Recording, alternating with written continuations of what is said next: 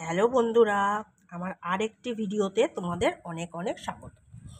দেখো আজ আমি কি নিয়ে চলে এসেছি।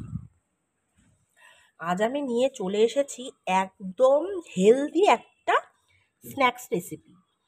তোমরা তো দেখতেই পাচ্ছ যে এখানে যা যা দেখা যাচ্ছে পুরোটাই কিন্তু হেলদি, এবং বাচ্চারা তো সন্ধ্যে স্ন্যাক্স নিয়ে খুব ঝামেলা করে, এবং মায়েদেরও চিন্তা থাকে যে স্ন্যাক্সে কী বানিয়ে দেবো। এবং তাই জন্যই আমি নিয়ে চলে এসেছি এই সন্ধ্যের এই স্ন্যাক্সটা। দেখো আমি এখানে 2 রকমের ছোলা, চানা ও ওই কালো ছোলাগুলো আমি নিয়ে চলে এসেছি। এগুলোকে আমি সেদ্ধ করে নিয়েছি, খুব ভালো সেদ্ধ হয়ে গেছে। দেখো তোমরা, আমি সেদ্ধ করে নিয়ে চলে এসেছি। আর এইখানে নিয়ে নিয়েছি কাঁচা পেঁয়াজ, একটুখানি লঙ্কা, টমেটো, ধনেপাতা ও গাজর ও বিনস কুচি।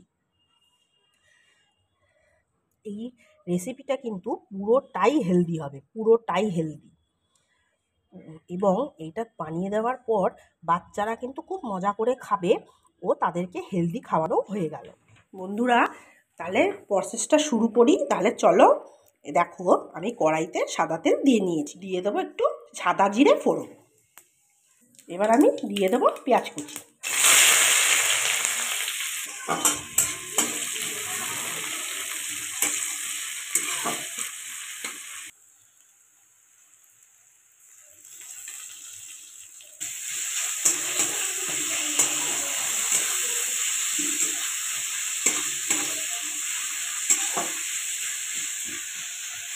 এবার আমি দিয়ে দিচ্ছি এই যে বিনস আর গাজর। দেখো বন্ধুরা কি সুন্দর কালারফুল হয়েছে না?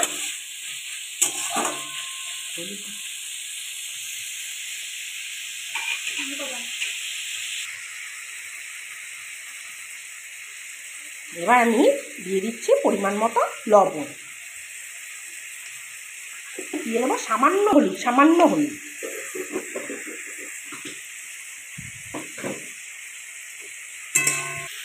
এবার আমরা এই যে সেদ্ধ করে রাখা ছোলাগুলো সব দিয়ে দিচ্ছি।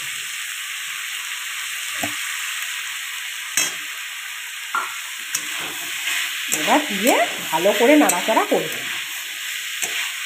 সুন্দর কালারফুল স্ন্যাক্স তোমরা আগে কখনো দেখেছো? আমি একটু দিয়ে দিচ্ছি মিট মশলা স্বাদের জন্য।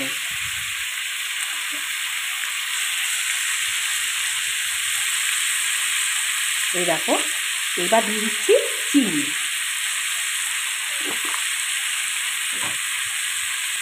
এবার আমি দিয়ে দেবো পরিমাণ মতো জল। দেখ, আমি কিন্তু বেশি জল দেব না, আর জলও একদম টানিয়ে নেব, যেহেতু আমার মোটামুটি সব সেদ্ধ হয়ে এসেছে। এবার আমি একটু ঢেকে দিচ্ছি। দেখো বন্ধুরা, আমাদের স্ন্যাক্স কিন্তু একদম তৈরি। এবার আমি ধনেপাতা উপর দিয়ে ছড়িয়ে দেব। ধনেপাতাটা না দিলে এই রান্নাটা,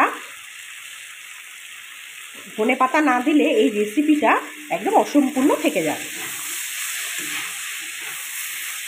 ব্যাস, আমাদের এই হেলদি স্ন্যাক্স একদম তৈরি। বন্ধুরা দেখো, আমার এই স্ন্যাক্স একদম তৈরি।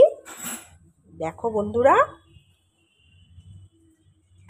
একদম স্ন্যাক্স তৈরি হয়ে গেছে। এবার আমি একটু গার্নিশ করে নেব। তাহলে কেমন হয়েছে বন্ধুরা তোমরা বলো কমেন্ট করে।